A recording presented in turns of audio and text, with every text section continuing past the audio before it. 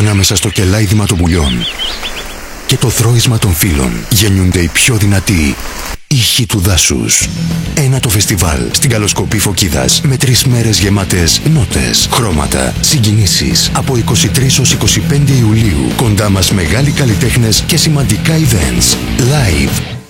Η Γιάννη Ζουγανέλης, Λάκης Παπαδόπουλος, Ραλία Χριστίδου, Λοκομόντο, Υπόγεια Ρεύματα, Λεωνίδας Μπαλάφας, Πάνος Μουζουράκης, Ματής, Ζακ Στεφάνου, Άννα Μαρία Χαροκόπου και πολλοί άλλοι. Ακόμα Extreme Games, θεατρικές παραστάσεις, βιντεοπροβολές, μαθήματα κεραμικής και πολλές εκπλήξεις. 23 με 25 Ιουλίου, ήχοι του δάσους στην Καλοσκοπή Φωκίδας. Ακούγονται δυνατά.